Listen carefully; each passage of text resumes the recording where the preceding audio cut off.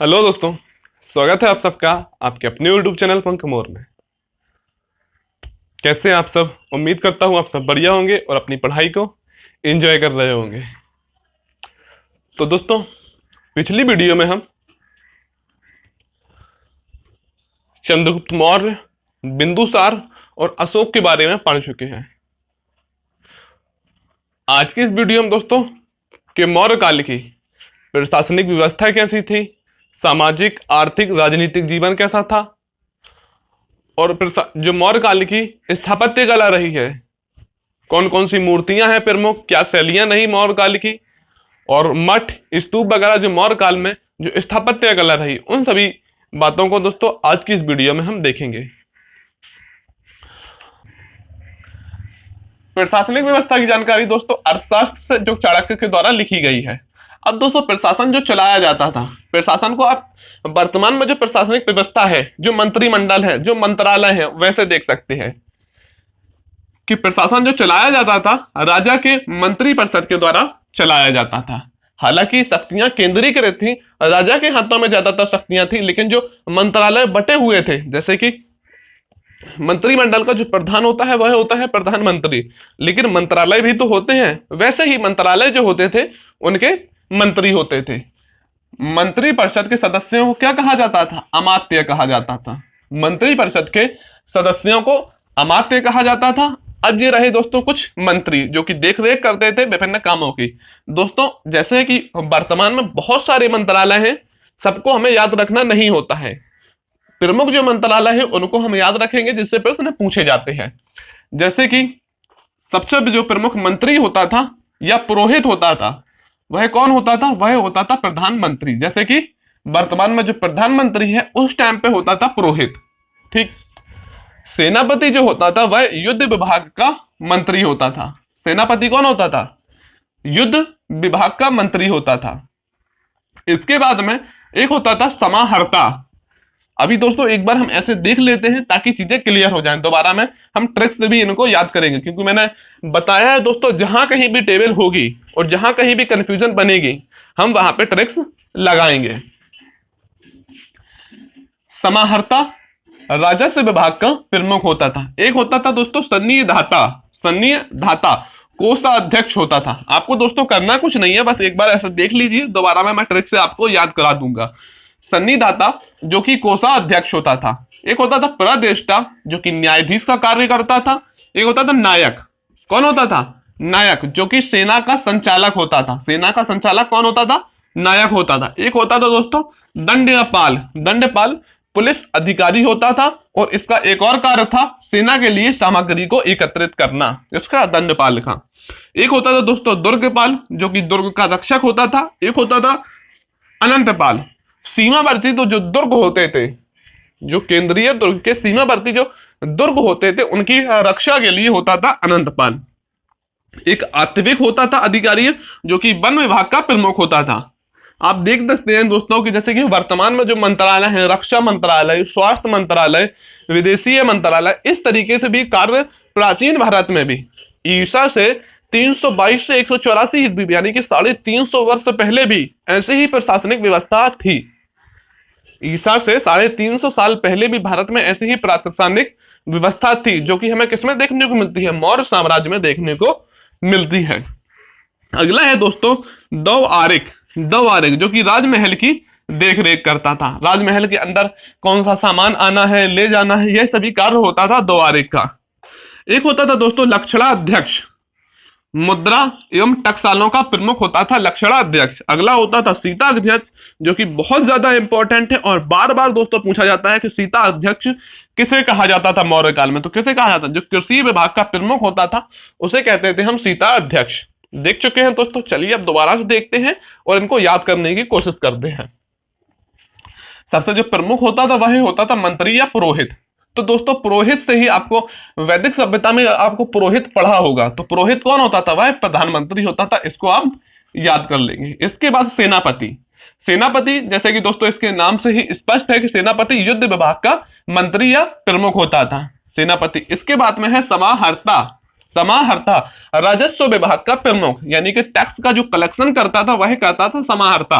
अब समाहर्ता से आप दोस्तों समझ सकते हैं कि जैसे समाहित करना, समाहर्ता से समाहित करना, राजस्व को समाहित करके अपने घर में रखता था वो। समाहर्ता से आप समझ सकते हैं, क्या समझ सकते हैं, समाहर्ता से समाहित करना, और राजस्व को क्या करता था वह समाहित करके रखता था।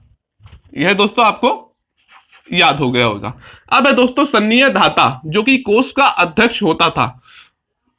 जैसे कि भारत में वर्तमान में जो संचित निधि है, वैसे ही जो होती थी वह होती थी, क्या होती थी, कोष का जो अध्यक्ष होता था वह कौन होता था, वह होता था सन्निय दाता, यानी कि पैसों का, जवाहरात का जो केंद्रीय जो पूंजी होती थी उसका जो अध्यक्ष होता था, पैसे कितने निकालने हैं, कितने जमा करने हैं, उसकी जो देख रेख सब लिखा पढ़ी जो रखता था वह करता था सन्नी दाता। अब सन्नी दाता से दोस्तों कैसे याद कर सकते हैं कि सन्नी, और सन्नी से आप याद रख सकते हैं कि दो अन्नी पैसे से ही संबंधित है। दो अन्नी ले जाओ और खजाने में जमा कर दो, तो सन्नी और दो अन्नी, ऐसे याद रख सकते हैं। कौन होता है, तो कोष का अध्यक्ष होता था। अगला है दोस्तों प्रदेष्टा, यह कौन होता था, न्यायाधीश होता था। प्रदेष्टा कौन होता था, न्यायाधीश। न्यायाधीश का जैसे कि वर्तमान में सुप्रीम कोर्ट है, ऐसे ही उस टाइम में भी जो न्यायालय होता था उसका प्रमुख होता था प्रदेष्टा। कौन होता था, प्रदेष्टा। अब प्रदेष्टा से इसको दोस्तों आप याद कर लेंगे। प्रदेष्टा बताया, एक मैंने बताया दोस्तों आपको पुरोहित, बाकी सब मैं आपको ट्रिक से बता रहा हूं। पुरोहित जो कि प्रधानमंत्री होता था, प्रदेष्टा जो कि न्यायाधीश होता था। अगर आप इसमें कोई ट्रिक्स लगाना चाहें तो लगा सकते हैं। अगला होता था दोस्तों नायक, यह सेना का संचालक होता था। अब दोस्तों कंफ्यूजन क्या बनती है कि सेनापति युद्ध विभाग का तो मंत्री होता था, लेकिन सेना का जो संचालक होता था वह होता था नायक, और सेना का जो संचालक यानी कि जो सेनापति होता है वह उसे क्या कहते हैं, हम नायक ही कहते हैं। सेना का जो संचालक होता है उसे नायक कहते हैं। सेनापति कौन होता था, युद्ध विभाग का मंत्री सेनापति कहलाता था। अगला है दोस्तों दंडपाल, जो कि यह पुलिस अधिकारी होता था और सेना की सामग्री को यानी कि सेना की जो सामग्री होती थी उसको एकत्रित करने का कार्य भी कौन करता था, वह करता था दंडपाल। अब दोस्तों जो पुलिस अधिकारी होते हैं, जब हम कोई संविधान के विरुद्ध कार्य करते हैं तो क्या होता है, जो पुलिस अधिकारी होते हैं वह हमें क्या देते हैं, दंड देते हैं। तो दंड देने का कार्य किसका है, पुलिस अधिकारी का है। किसका है, पुलिस अधिकारी की है। और सेना की सामग्री को भी कौन एकत्रित करता है, दंडपाल ही एकत्रित करता है। इसके बाद में है दोस्तों दुर्गपाल। अब दुर्ग का मतलब होता है क्या दोस्तों, किला। ये दुर्गपाल है वह किसका रक्षक होगा, तो दुर्ग का रक्षक होगा। इसको आप इजीली याद रख सकते हैं। एक है दोस्तों अनंतपाल। अब दोस्तों मैं कहूंगा इन दोनों को आप साथ में याद रखें, दुर्गपाल और अनंतपाल। दुर्ग से आपको पता है कि दुर्गपाल होता है दुर्ग का रक्षक, लेकिन जो सीमावर्तीय दुर्ग होते हैं उनका होता है अनंतपाल। अब जैसे कि केंद्रीय का तो हो गया दोस्तों, दुर्ग का केंद्रीय का हो गया दुर्गपाल, और जो सीमावर्तीय दुर्ग हैं, जो अनंत छोर पर बने हैं साम्राज्य के, जो सीमा पर बने हैं साम्राज्य के, किस पे बने हैं, अनंत छोर पर बने हैं साम्राज्य के, उनका होता था दोस्तों अनंतपाल। ऐसे आप इसको याद रख सकते हैं। अगला होता है दोस्तों आत्विक। क्या है, आत्विक, जो कि वन विभाग का प्रमुख होता है। अगला कौन सा है, आत्विक, जो कि वन विभाग का प्रमुख होता है, आत्विक। यहां पे दोस्तों वा आ रहा है और वा से यहां पे वन, तो आत्विक। और आप इनमें देखेंगे किसी में भी वा नहीं है, सिर्फ वा इसी में है। तो आप इसको याद रख सकते हैं कि आत्विक कौन होता था, आत्विक होता था आत्विक और वन, आत्विक और वन। इनको चीजों को दोस्तों जब आप 2 से 3 बार ट्रिक्स लगा के पढ़ेंगे, वही ट्रिक्स तो आपको दिमाग में छपेंगी और चीजें याद होंगी। आत्विक कौन होता था, वन विभाग का प्रमुख होता है, ताकि जब एग्जाम में प्रश्न बने कि आत्विक कौन था या मौर्य साम्राज्य में आत्विक का कार्य क्या होता था, तो आप पढ़ेंगे आत्विक, तो आपको दिखेगा कि वन विभाग का प्रमुख, तो आपको करेक्टली आपको दिमाग में टच होगा और आप प्रश्न को सही कर पाएंगे। लेकिन जब आप रटेंगे इन चीजों को तो हो सकता है कि आपका एग्जाम जो है कि 6 महीने के बाद हो, 5 महीने के बाद हो, तो फिर याद करने में आपको परेशानी होगी। और फिर पेपर में जब क्वेश्चन बनेगा तो टेबल से आप पता ही नहीं लगा पाएंगे कि किसका क्या कार्य हुआ करता था। तो ऐसे ही दोस्तों आत्विक व से वन विभाग का प्रमुख। एक होता था दोस्तों दो आरिक, जो कि राजमहल का देखरेख करता था। दो आरिक का क्या था, वह था राजमहल की देखरेख करना। तो आप कैसे दोस्तों याद रख सकते हैं कि दो आरिक, यानी कि हम कहते नहीं कि दो आरे, यानी कि दो आरे खड़े हो जाओ। तो राजमहल की देखरेख यानी कि घर की देखरेख करो या राजमहल की देखरेख करो। दो आरिक दो आरे खड़े हो जाओ। दो आरिक राजमहल की देखरेख करता था। अगला आ जाता है लक्षणा अध्यक्ष। लक्षणा अध्यक्ष जो कि मुद्रा एवं टकसाल का प्रमुख होता था। मुद्रा एवं टकसाल का, कितनी मुद्राएं छापी जानी है, मुद्राओं पे प्रमाणिकता की जो जांच करता था, कितनी मुद्राएं छापी जानी है, किस तरीके से इनका निर्गमन किया जाना है, वह सब जानकारी किसके पास होती थी, लक्षणा अध्यक्ष के पास होती थी। किसके पास होती थी, लक्षणा अध्यक्ष के पास होती थी। अगला है दोस्तों सीता अध्यक्ष, बहुत ज्यादा इंपॉर्टेंट है यह दोस्तों, बार बार पूछा जाता है कि सीता अध्यक्ष मौर्य काल में कौन होता था। तो वह होता था कृषि विभाग का प्रमुख। चलिए दोस्तों एक बार फिर से देखते हैं कि सीता अध्यक्ष कौन होता था। सीता अध्यक्ष कौन होता था, कृषि विभाग का प्रमुख होता था। लक्षणा अध्यक्ष कौन होता था, लक्षणा अध्यक्ष कौन होता था, लक्षणा अध्यक्ष होता था दोस्तों मुद्रा एवं टकसालों का प्रमुख। दो आरिक कौन होता था, वह राजमहल की देखरेख करता था। एक होता था दोस्तों आत्विक, आत्विक मतलब क्या होता था, वन विभाग का प्रमुख होता था। दूसरा है दोस्तों अनंतपाल, यानी कि सीमावर्ती दुर्गों का रक्षक अनंतपाल होता था। दुर्गपाल तो दुर्ग का रक्षक दंडपाल, जो कि हमें पुलिस अधिकारी होता था और सेना की सामग्री को एकत्रित भी करता था। अगला आ जाता है दोस्तों जैसे कि नायक, जो कि सेना का संचालक होता था। प्रदेष्टा, प्रदेष्टा कौन होता था, प्रदेष्टा होता था न्यायाधीश। प्रदेष्टा न्यायाधीश। सन्निधाता, सन्नी से दोस्तों दो अन्नी, और दो अन्नी का मतलब कोष का अध्यक्ष होता था। समाहर्ता जो कि टैक्स को एकत्रित करता था।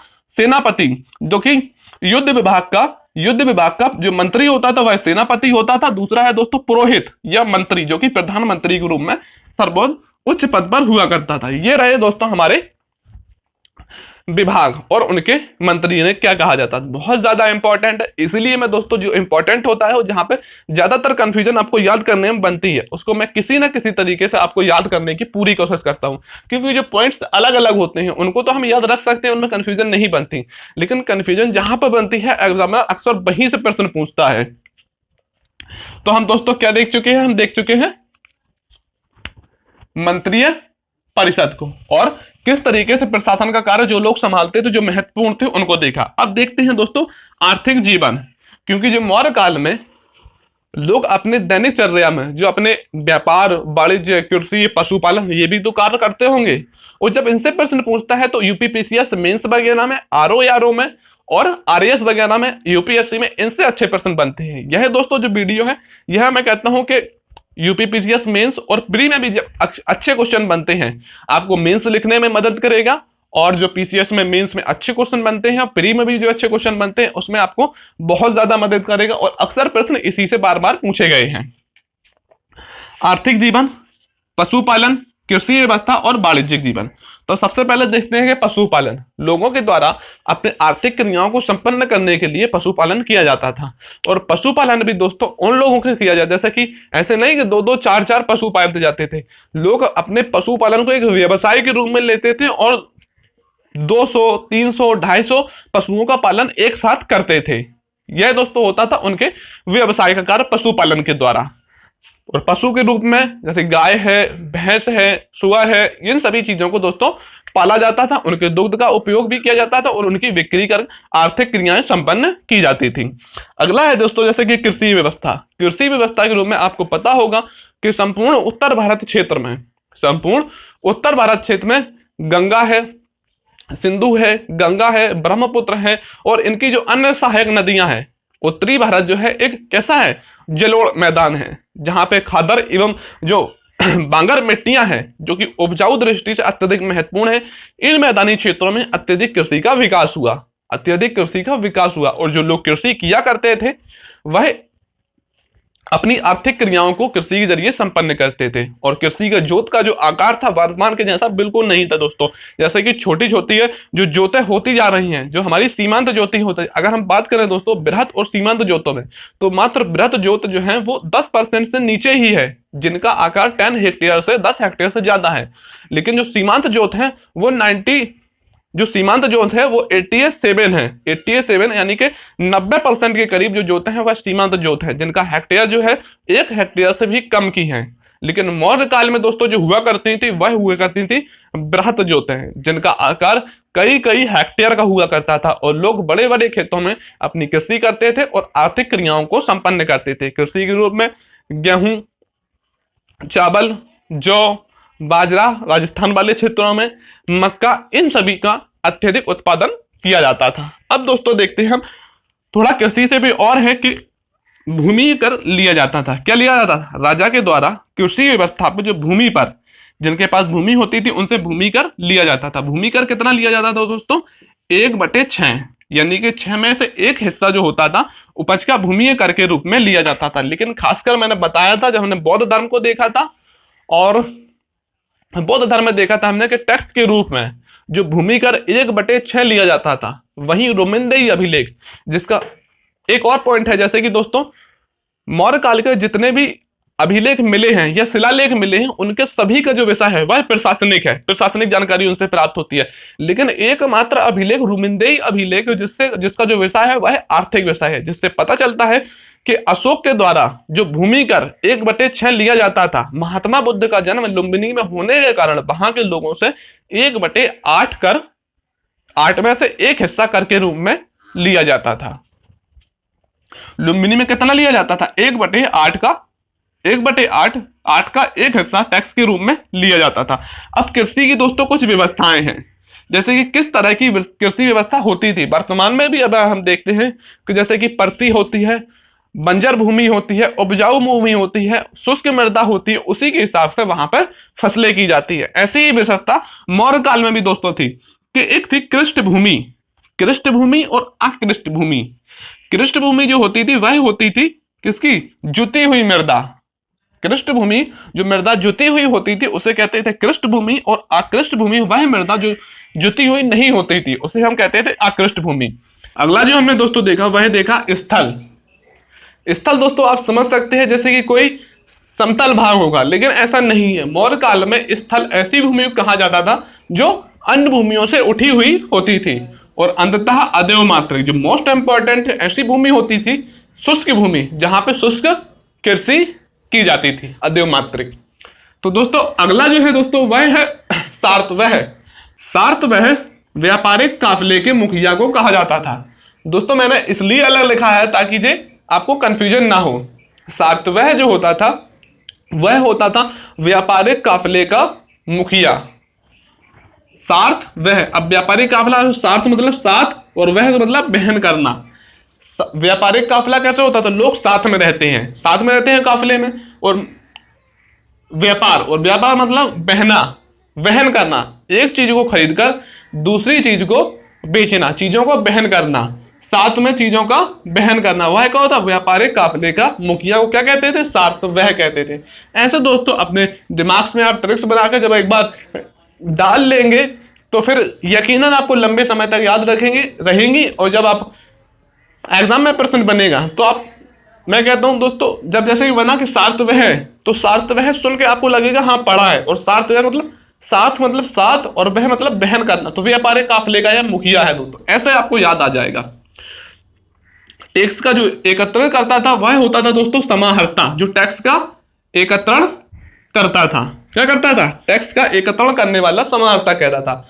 जैसे कि वर्तमान में भी केंद्र सरकार के द्वारा, राज्य सरकार के द्वारा प्रत्यक्ष एवं अप्रत्यक्ष कर लिए जाते हैं, वैसे ही राज्यपाठ के संचालन के लिए टैक्स लिए जाते थे। अब कौन कौन से टैक्स लिए जाते थे और उनके क्या नाम है यह सब पूछा जाता है दोस्तों। जो आयात पर दोस्तों कर लगता था वह होता था प्रवेश से कर, और जो निर्यात पर कर लगता था वह क्या होता था दोस्तों? आयात पर जो कर लगता था वह होता था प्रवेश से कर। जो निर्यात पर चीजें हम निर्यात करते थे दूसरे देशों में वह होता था निष्क्रय मान कर।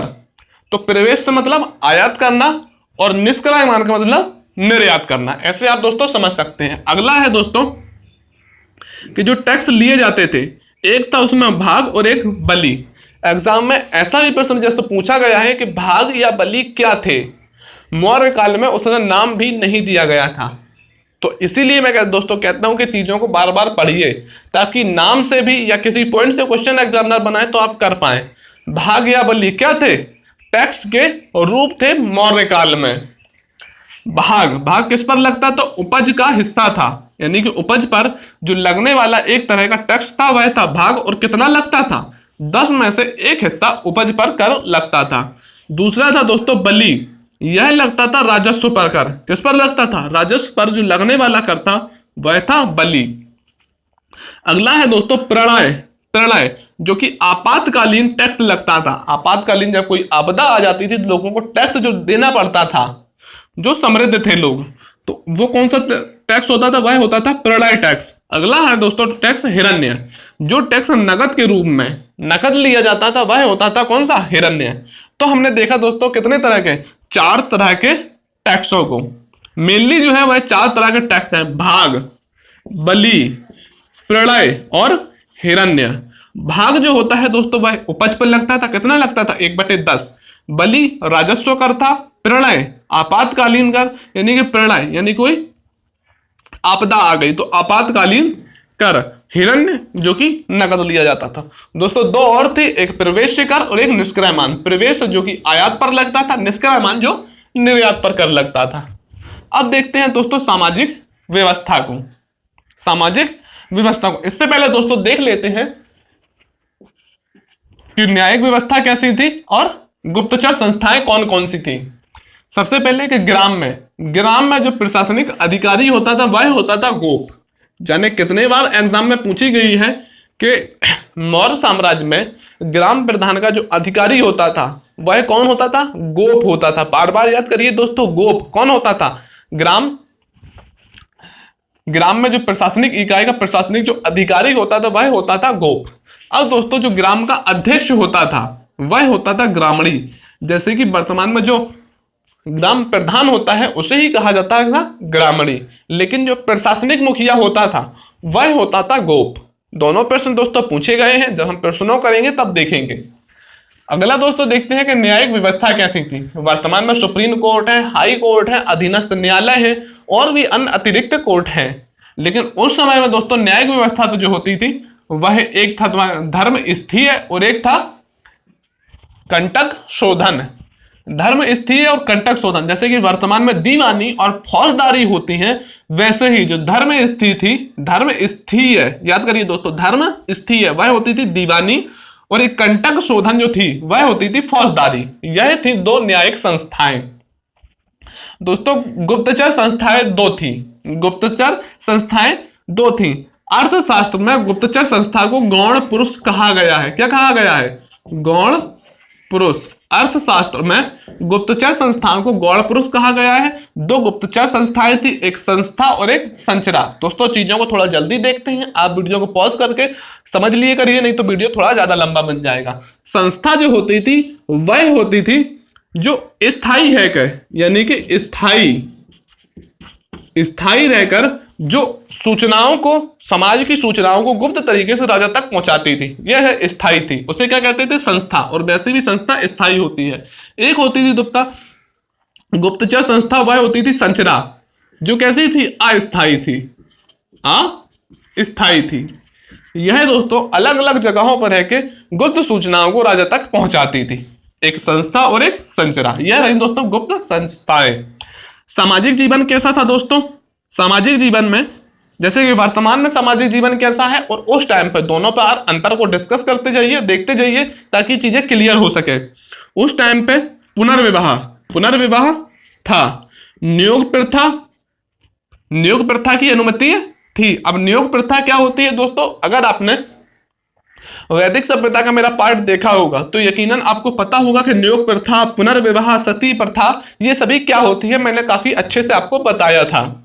पुनर्विवाह था, नियोग प्रथा थी, विवाह विच्छेद। अब विवाह विच्छेद दोस्तों क्या होता है कि विवाह विच्छेद की जो प्रथा थी वह, यानी कि पति और पत्नी एक दूसरे को विवाह विच्छेद के जरिए अलग हो सकते थे। विवाह विच्छेद। तलाक प्रथा थी। दास प्रथा थी। जानकारी किससे प्राप्त होती है? त्रिपिटक।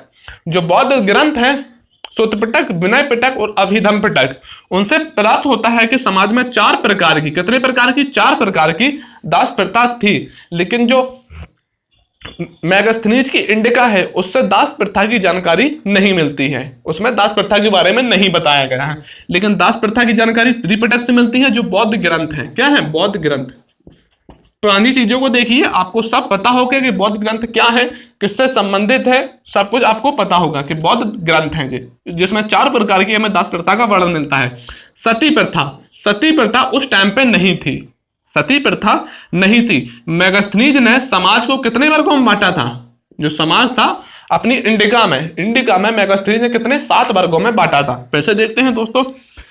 पुनर्विवाह था, नियोग की अनुमति थी, विवाह विच्छेद था, तलाक प्रथा थी, दास प्रथा थी। लेकिन जो सती प्रथा है वह नहीं थी। याद रखिए दोस्तों, सभी हैं लेकिन सती प्रथा नहीं है। मैगस्थनीज ने समाज को 7 वर्गों में बांटा है। अब दोस्तों देख लेते हैं हम थोड़ा सा व्यापार कि जो भारत का उस टाइम पे जो पश्चिमी देश थे उनके साथ और जो पूर्वी देश थे व्यापार होता था। स्थल व्यापार भी होता था और जल व्यापार भी होता था। स्थल व्यापार, अंतरराष्ट्रीय जो व्यापार था वह कम होता था, लेकिन जो जल मार्ग से अंतरराष्ट्रीय व्यापार अधिक होता था। अब दोस्तों व्यापार होता क्या था? स्थल मार्ग एवं जल मार्ग दोनों से होता था। आंतरिक व्यापारिक केंद्र थे और बाह्य व्यापारिक केंद्र थे। आंतरिक व्यापारिक केंद्रों में जैसे कि दोस्तों कि भारत की ही एक वस्तु को भारत में ही दूसरे राज्य में पहुंचाना, यह थे आंतरिक व्यापारिक केंद्र। और होते थे बाह्य व्यापारिक केंद्र जो कि मुख्यतः जल मार्ग द्वारा व्यापार होता था, वह होते थे बंदरगाह प्रमुख। जैसे कि पूर्वीय बंदरगाह और पश्चिमी बंदरगाह दोनों से पूछे जाते हैं दोस्तों प्रश्न। मैंने 2 बंदरगाह लिखी है, एक पूर्वी और एक पश्चिमी, बहुत ज्यादा इंपॉर्टेंट है और पूछा गए हैं। आंतरिक जो व्यापारिक केंद्र थे तक्षशिला, वाराणसी, उज्जैन। तक्षशिला कहां दोस्तों? पाकिस्तान वाले क्षेत्र में। वाराणसी उत्तर प्रदेश, उज्जैन, मथुरा, तोसल, यह जो कलिंग की राजधानी है दोस्तों। जब हमने देखा था कल के जो अशोक वाला था पार्ट तीसरा, उसमें हमने देखा था कि तोसल किसकी राजधानी थी। जब अशोक 261 ईस्वी पूर्व कलिंग को जीतता है तो राजधानी क्या थी? तोसल थी। एक कौशाम्बी जो उत्तर प्रदेश का एक प्रमुख स्थल है जो कि बौद्ध एवं जैन दोनों धर्मों के लिए प्रमुख है। कौशाम्बी। यह जो 5 थे तक्षशिला, वाराणसी, उज्जैन, तोसल और कौशाम्बी आंतरिक व्यापारिक केंद्र थे प्रमुख। लेकिन दोस्तों बाह्य व्यापारिक केंद्र थे जिन्हें बंदरगाह के रूप में जाना जाता था। वह पश्चिमी एक बंदरगाह है और एक पूर्वी बंदरगाह है जिनसे व्यापार किया जाता था। जो पश्चिमी बंदरगाह है वह है भृगुआ कक्ष। जो पूर्वी बंदरगाह है वह है ताम्रलिपि। यह दोस्तों बहुत ज्यादा इंपॉर्टेंट है। ऐसे भी प्रश्न पूछे गए हैं कि ताम्रलिपि बंदरगाह किस साम्राज्य में प्रमुख था? तो मौर्य साम्राज्य में। ताम्रलिपि बंदरगाह से कहां व्यापार होता था? पूरब में, पश्चिम में, उत्तर में या दक्षिण में? तो पूर्वीय जो देश थे उनसे व्यापार होता था। एक है दोस्तों पश्चिमी भारत से जो पश्चिमी जो देश थे उनके साथ जो व्यापार होता था वह कैसे होता था? भृगु कक्ष बंदरगाह के द्वारा होता था। अगला दोस्तों जो है एग्रोनोमी, मार्ग निर्माण का जो अधिकारी होता था, मार्ग निर्माण का जो अधिकारी होता था वह कौन होता था? वह होता था एग्रोनोमोई। याद रखिए दोस्तों, अलग अलग मैंने अधिकारियों को इसीलिए लिखा है ताकि कंफ्यूजन ना हो, आप याद रख सकें।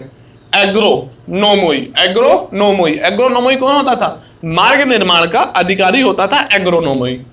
मौर्यकालीन दोस्तों आप देखते हैं कि मुद्रा, क्योंकि जो चीजों को एक जगह से दूसरे जगह आयात निर्यात किया जाता था उसका कुछ तो होगा दोस्तों, उसमें चलती थी मुद्राएं। क्या चलती थी? मुद्राएं, जो कि हमें जानकारी कहां से मिलती है? जब होता है ईरानी और यूनानी आक्रमण, उन्हीं की तर्ज पे हम मुद्राओं को बनाते हैं। मौर्यकालीन मुद्राएं जैसे कि वर्तमान, हालांकि अभी भारत सरकार के द्वारा 2000 के नोटों को बंद कर दिया गया है, लेकिन सबसे बड़ी जो मुद्रा हुआ करती थी वह 2000 की थी और सबसे छोटी जो थी वह कौन सी थी? 1 रुपया था। लेकिन दोस्तों जो मौर्य काल में सबसे बड़ी मुद्रा थी वह होती थी 8000 पढ़ के बराबर। सबसे बड़ी मुद्रा कितनी थी? 48,000 पढ़। और जो सबसे छोटी होती थी वह होती थी 60 पढ़ की। ठीक है दोस्तों, और व्यापारियों के वरीयता क्रम के अनुसार उन्हें उसी पढ़ में वेतन दिया जाता था। राजकीय जो मुद्रा थी, एग्जाम में पूछा जाता है कि राजकीय मुद्रा क्या थी। राजकीय मुद्रा थी दोस्तों पड़। पड़ का मूल्य क्या था, यह भी पूछा गया कि 4 में से 3 यानी कि 75 तोला, 4 में से 3 तोला चांदी के बराबर एक पड़ होता था। अब 1 तोला समझ सकते हैं आप कितना होता है कि 1 तोले को हम 4 भागों में बांट दे और 3 हिस्सों को अगर हम जोड़ दे तो वह होता था 1 पड़। 1 पड़ चांदी के मूल्य के बराबर होता था 1 पड़। और 2 मुद्राएं होती थी सोने की, स्वर्ण या निष्क मुद्रा। स्वर्ण या निष्क मुद्रा जो होती थी वह किसकी होती थी, सोने की मुद्राएं होती थी। और अन्य भी मुद्राएं थी जैसे कि करशापण और धारण। करशापण और धारण। फिर से दोस्तों ऐसे पूछा जाता है कि आपको 4 मुद्राएं दे देगा, पूछेगा कि इनमें से कौन सी मुद्रा मौर्य काल में प्रचलित नहीं थी। हालांकि ऑप्शन ऐसे देता है कि आपको अगर जैसे कि आप मध्यकाल की मुद्राओं को पढ़ेंगे या गुप्त काल की देखेंगे तो आप इजीली उनमें अंतर देख पाएंगे, लेकिन अभी आपको इनको ज्यादा से ज्यादा याद करना पड़ेगा, तभी आप अंतर को देख पाएंगे। सबसे पहले राजकीय मुद्रा कौन सी थी, पड़ मुद्रा, काफी इंपॉर्टेंट है, पूछा जाता है। स्वर्ण या निष्क सोने की मुद्राएं थी, करशापण या धारण अन्य 2 मुद्राएं थी। लेकिन दोस्तों तांबे की जो मुद्राएं होती, अब देखते हैं हम दोस्तों मौर्यकालीन स्थापत्य कला को, जो बहुत ज्यादा इंपॉर्टेंट है दोस्तों और जिससे बार बार प्रश्न पूछे जाते हैं कि मौर्यकालीन स्थापत्य कला की क्या विशेषताएं हैं। प्रमुख मूर्तियों से प्रश्न पूछे जाते हैं और दोस्तों कुछ जैसे स्तूप वगैरह बनाए गए मौर्य काल में उनसे प्रश्न पूछे जाते हैं। तो दोस्तों देखते हैं, इससे पहले हम किसको, प्रशासनिक जीवन को हम पढ़ चुके हैं। सामाजिक, आर्थिक, राजनीतिक जीवन, प्रशासनिक जीवन कैसा था हम देख चुके हैं। अब देखिए मौर्यकालीन स्थापत्य कला, इसकी सबसे पहले देखते हैं दोस्तों विशेषताएं क्या है। आपको विशेषताएं देके पूछेगा कि इनमें से कौन सी विशेषता नहीं थी, अगर आपने विशेषताएं पढ़ी होंगी तो आप कर पाएंगे। तो मौर्यकालीन विशेषताओं में सबसे पहले मूर्तियों में या स्थापत्य कला में पत्थरों का उपयोग किया जाता था। और पत्थरों में भी दोस्तों ऐसे पत्थर जो कि चुनार, चुनार कहाँ है, मिर्जापुर में, मिर्जापुर में लाल बलुआ पत्थरों, लाल बलुआ पत्थरों का, लाल बलुआ पत्थर जो कि चिनार मिर्जापुर से निकाले जाते थे उनका उपयोग किया जाता था स्थापत्य कला में।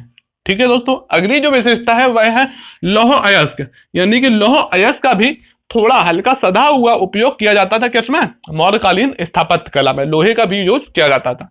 अगला जो विशेषता है कि चमकदार पॉलिशदार, चमकदार पॉलिशदार जो पत्थर होते थे, जैसे कि हम देखेंगे सारनाथ में जो स्तंभ बना हुआ है वह कैसा है, पॉलिशदार है। यह विशेषता थी मौर्यकाल की कि पत्थरों को इतना पॉलिश किया जाता था ताकि जो उनकी आकृतियां हैं वो स्पष्ट दिखाई दे।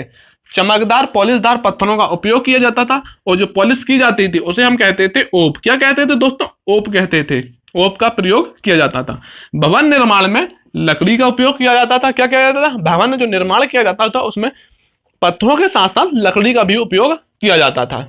अगला है दोस्तों मूर्तीय निर्माण। मूर्तीय निर्माण जो होता था वह किया जाता था, मूर्तीय निर्माण मौर्य काल में किस विधि के द्वारा, चिपकवा विधि के द्वारा। चिपकवा विधि या सांचे में ढालकर मूर्तियों का निर्माण किया जाता था। अब जो सांचे में ढालकर तो आपको समझ में आया होगा, लेकिन चिपकवा विधि क्या होता है, उंगलियों एवं चुटकियों की सहायता से मूर्तियों की सभी अंगों को बनाना, वह होती है दोस्तों चिपकवा विधि। यूपीएससी में एक बार प्रश्न पूछा जा चुका है कि चिपकवा विधि किस काल में प्रचलित थी, तो मौर्य काल में प्रचलित थी। और चिपकवा जो विधि है वह किसमें यूज होता, मूर्ति के अलावा यूज होता था। चुटकियों एवं उंगलियों का इस्तेमाल करके मूर्तियों को बनाना चिपकवा विधि कहलाती है।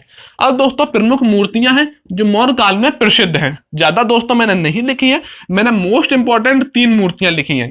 एक यक्ष की मूर्ति, यक्षिणी की मूर्ति और एक दिगंबर की जो प्रतिमा मिली है वह दोस्तों 3 मूर्ति हैं। यक्ष की जो मूर्ति मिली है वह मिली है परखम उत्तर प्रदेश से। कहां से, परखम उत्तर प्रदेश में यक्ष की मूर्ति मिली है। अगली जो मूर्ति है वह है दोस्तों यक्षिणी की मूर्ति जो कि डीडागंज पटना से मिली है। कहां से मिली है, डीडागंज पटना से मिली है यक्षिणी की मूर्ति। यक्ष की मूर्ति कहां से मिली है, परखम उत्तर प्रदेश। यक्षिणी की मूर्ति मिली है दोस्तों डीडागंज पटना से। लेकिन दिगंबर जो प्रतिमा है, दिगंबर संप्रदाय में जो बौद्ध की प्रतिमा है वो कहां से मिली है, वह मिली है लोधनीपुर पटना से। दिगंबर संप्रदाय की जो बौद्ध की प्रतिमा है वो कहां से मिली है, लोधनीपुर पटना से मिली है। एक बार फिर से देखते हैं, यक्ष की मूर्ति कहां से मिली है, पारखम से। यक्षिणी की डीडागंज पटना से। दिगंबर जो प्रतिमा मिली है वह मिली है लोधनीपुर पटना से। अब दोस्तों देखते हैं प्रमुख स्थापत्य कला में स्तूप, क्योंकि मौर्य काल में स्तूप बहुत प्रमुख है। स्तूपों में जैसे देखते हैं हम सांची का स्तूप, बरहुत स्तूप, घोसीताराम जो स्तूप है या मठ, रानाभर स्तूप, धमेक स्तूप, सहित महित स्तूप और सारनाथ स्तूप। ये दोस्तों मोस्ट इंपॉर्टेंट है और बार बार पूछे जाते हैं। सांची का जो स्तूप है सबसे ज्यादा इंपॉर्टेंट सांची का स्तूप। सांची का स्तूप जो कि रायसेन मध्य प्रदेश में स्थित है। हो सकता है दोस्तों आपको याद दिखाई ना दे रहा हो कि सांची का जो स्तूप है वह कहाँ है, वह है दोस्तों सांची का स्तूप रायसेन मध्य प्रदेश में। अगला है दोस्तों भरहुत स्तूप। भरहुत स्तूप कहाँ है, सतना मध्य प्रदेश में है भरहुत स्तूप। इसकी इन दोनों की जो खोज की है दोस्तों वह की है अलेक्जेंडर कनिंघम ने। किसने की है, अलेक्जेंडर कनिंघम ने खोज की है। सांची का स्तूप रायसेन मध्य प्रदेश, भरहुत स्तूप सतना मध्य प्रदेश। अगला दोस्तों है जो घोसीताराम स्तूप, मोस्ट इंपॉर्टेंट स्तूप है और बार बार दोस्तों पूछे जाते हैं। घोसीताराम जो स्तूप है वह कहां से मिला है, कौशाम्बी उत्तर प्रदेश से मिला है। रानाभर स्तूप मिला है कुशीनगर से। धमेक स्तूप मिला है सारनाथ से। सहित महित श्रावस्ती से। और सहित महित कहां से मिला है दोस्तों, श्रावस्ती से। और सारनाथ स्तूप जो मिला है वह वाराणसी से मिला है। अब फिर से देखते हैं दोस्तों, इनको याद करने की कोशिश करते हैं, क्योंकि दोस्तों हो सकता है थोड़ा वीडियो लंबा बन जाए, लेकिन चीजें जब तक आपको याद ना होंगी ऐसे जल्दी पढ़ाई से भी कोई फायदा नहीं है। इन चीजों को मैं आपको 20 मिनट में बता देता और बता के चला जाता, लेकिन उससे होता क्या, सभी यूट्यूब वाले यही कर रहे हैं। लेकिन मेरा सिर्फ उद्देश्य दोस्तों यही है कि मैं आपको जितना पढ़ाऊं उतना मैं आपको याद कराऊं, और आपका भी फर्ज है कि दोस्तों आप याद करने की कोशिश करें। जैसे कि सांची का स्तूप सभी को पता होता है रायसेन मध्य प्रदेश में है। भरहुत स्तूप, भरहुत स्तूप जो कि सतना जिला मध्य प्रदेश में, इसको भी आप याद कर ले। दो को आप याद कर लें, सांची रायसेन मध्य प्रदेश, भरहुत सतना मध्य प्रदेश, जिसकी खोज अलेक्जेंडर कनिंघम के द्वारा की गई थी।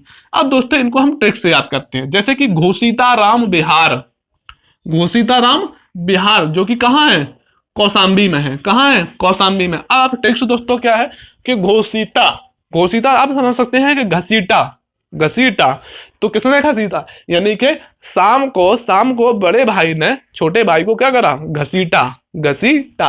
तो घोसीता से घसीटा। जो घोसीता स्तूप है वह कहाँ है, कौशाम्बी में है। कौशाम्बी से मतलब शाम को बड़े भाई ने छोटे भाई को क्या करा, घसीटा।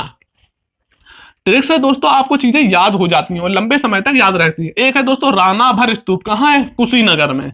रानाभर स्तूप यानी कि एक कोई है राणा, राणा या राणा आप समझ सकते हैं, वैसे तो राणाभर स्तूप है लेकिन रानाभर स्तूप, राणाभर। अब एक कोई है व्यक्ति, अब कोई एक महिला है वो उससे राणा से कहती है कि राणा भर, यानी कि पानी भर रही है, तो वो महिला कहती है कि राणा भर, क्या भर, पानी को भर, राणा भर स्तूप। तो राणा क्या करता है, पानी को भर देता है, तो महिला क्या हो जाती है, खुश हो जाती है, यानी कि खुश हो जाती है, कुशीनगर।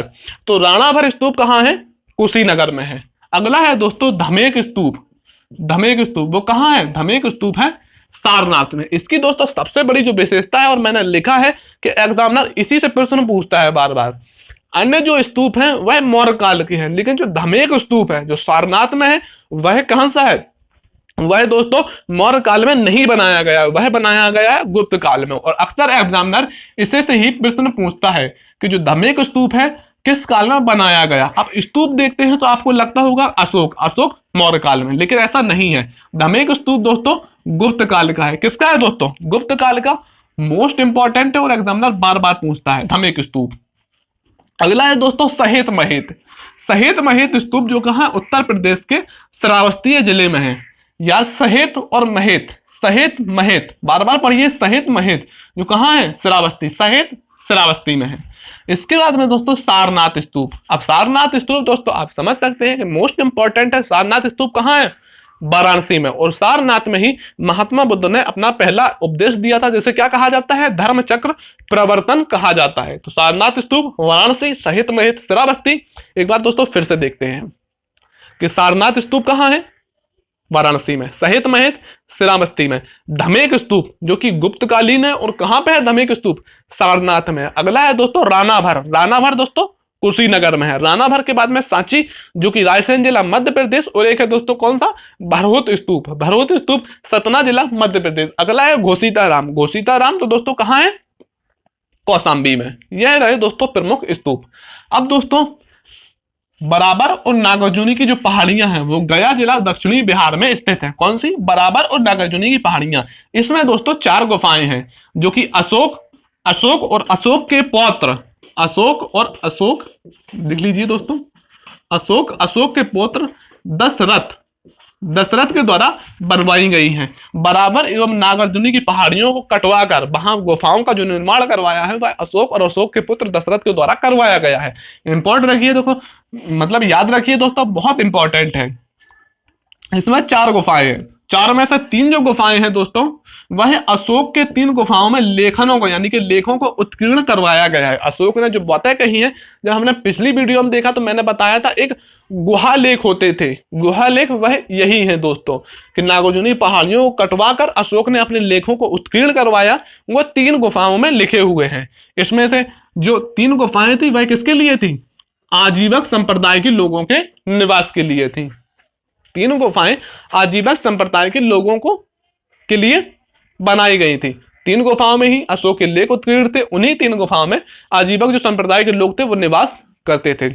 याद रखिए दोस्तों, आप तो बस पढ़ते चलिए, जब प्रश्न करेंगे हम तो यकीनन आपको बहुत कॉन्फिडेंस आएगा और एग्जाम में भी यही कॉन्फिडेंस के साथ अपने उत्तरों को करके आएंगे। अगला जो दोस्तों है, एक गुफा, 3 गुफाओं में अशोक के लेख उत्कीर्ण है, आजीवक निवास है, आजीवक संप्रदाय के लोगों का निवास है।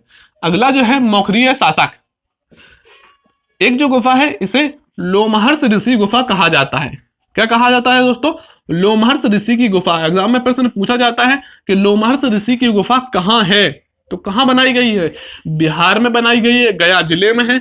बराबर एवं नागार्जुनी की पहाड़ियों को काट कर बनाई गई है। किसने बनवाया था? अशोक और अशोक के पुत्र दशरथ ने इनको बनवाया था। मौखरीय शासक अनंत वर्मन का जो लेख है वह इसी गुफा में है।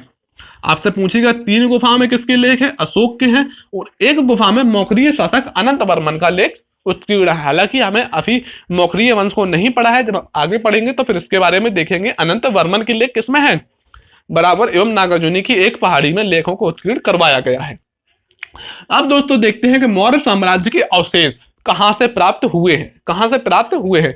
मौर्य साम्राज्य के जो नवीनतम अवशेष प्राप्त हुए हैं, जानकारी के साहित्यिक और पुरातात्विक स्रोतों को हम सबसे पहले देख चुके हैं, लेकिन जो वर्तमान में लेटेस्ट जो मिले हैं खुदाई के अवशेष, जो एग्जाम में पीसीएस वगैरह में पूछे जा सकते हैं, वह कहां से मिले हैं? तो बिहार के पटना जिले के समीप, बिहार में पटना जिले के समीप बुलंदीबाग और कुमराहार से, बुलंदीबाग और कुमराहार से खुदाई में लकड़ी के भवन प्राप्त हुए हैं। जैसे कि हमने देखा कि भवन बनाने की जो विशेषता की लकड़ी के द्वारा, वह मौर्यकालीन विशेषता थी। इसीलिए जो लकड़ी के भवन मिले हैं तो इतिहासकारों ने यह अनुमान लगाया कि यह मौर्य काल के थे। और इसको खुदाई करने का जो श्रेय दिया जाता है वह दिया जाता है स्पूनर महोदय को, कि स्पूनर के द्वारा इसकी खुदाई करवाई गई थी और बिहार के पटना में बुलंदीबाग और कुम्हारगार से लकड़ी के भवन प्राप्त हुए हैं। अब दोस्तों सबसे इंपॉर्टेंट जो लास्ट है हमारा पॉइंट, इसके बाद में यही खत्म हो जाएगा। पतन के कारण क्या रहे? चंद्रगुप्त मौर्य, बिंदुसार और अंततः अशोक। अशोक के बाद में मौर्य साम्राज्य का पतन यानी कि संपूर्ण केंद्रीय शक्ति यानी 55 लाख वर्ग किलोमीटर में जो मौर्य साम्राज्य फैला था उसका पतन क्यों हुआ? जरूरी है नहीं जिसने 250-300 वर्षों तक शासन किया हो फिर उसका पतन हो जाए।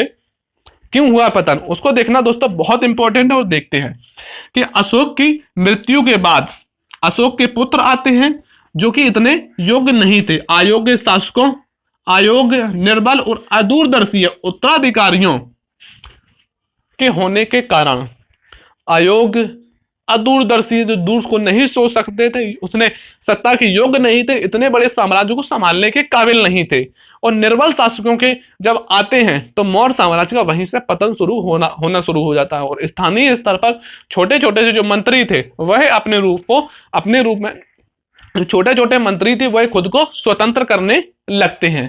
केंद्रीयकृत प्रशासन, क्या दोस्तों?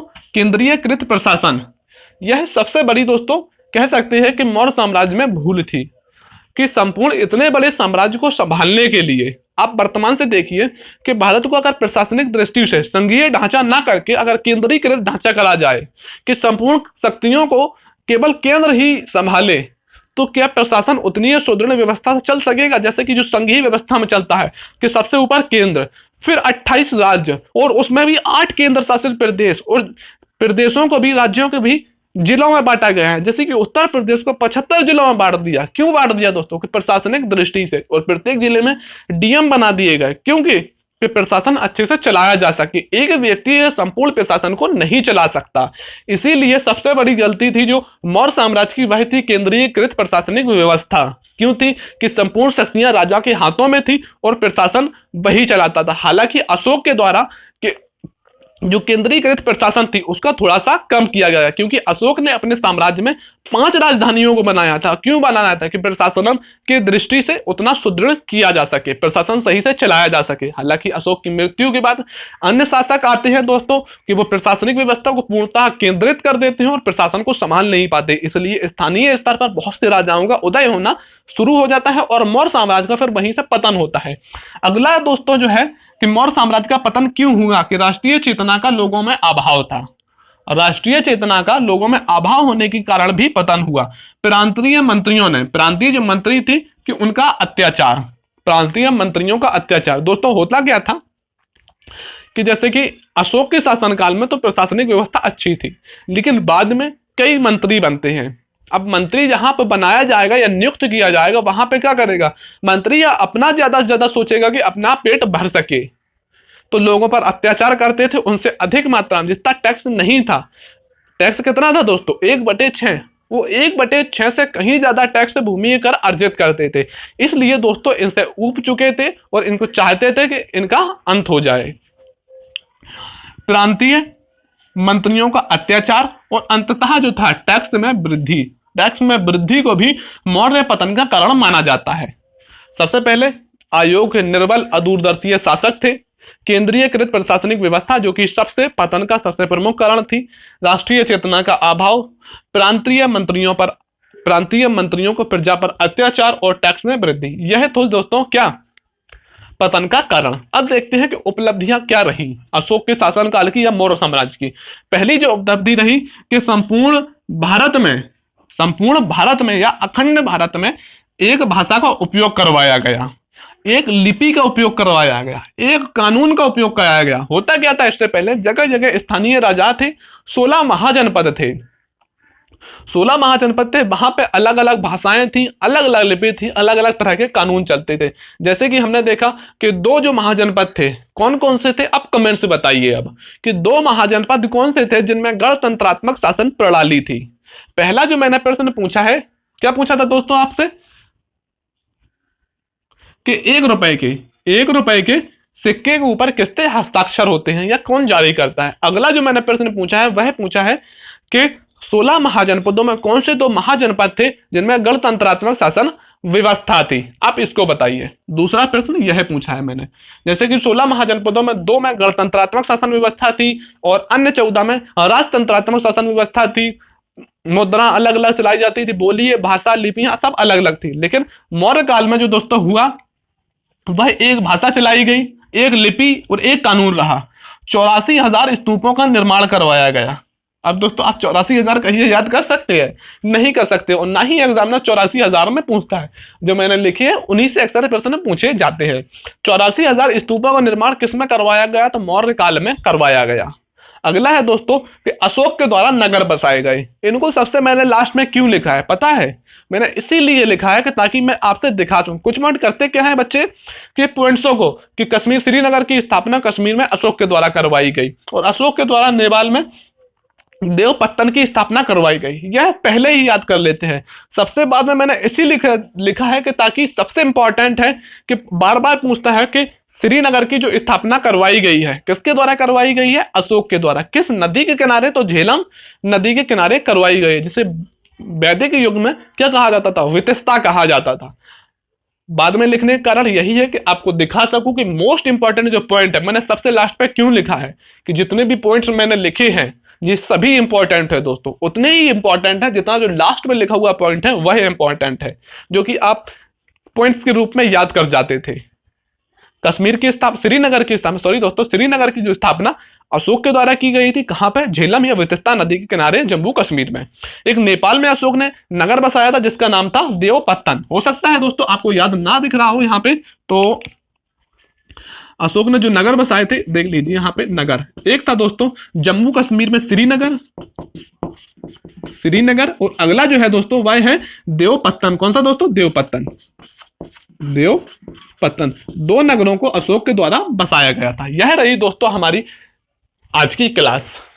आज ज्यादा बातें नहीं करेंगे दोस्तों, आपसे बस इतना ही कहूंगा कि आपको यह क्लास कैसे लगी, और जब प्रश्न करें हैं आप फिर बताएं कि आपसे प्रश्न बने कि नहीं बने। सभी प्रश्न प्रीवियस ईयर कराऊंगा मैं, और आपको कॉन्फिडेंस आए, अपनी तैयारी को और बेहतर कर सके दोस्तों। तो आपका बहुत बहुत धन्यवाद दोस्तों कि आपने इस वीडियो को देखा। तो चलिए दोस्तों मिलते हैं अगली वीडियो में। जय हिंद।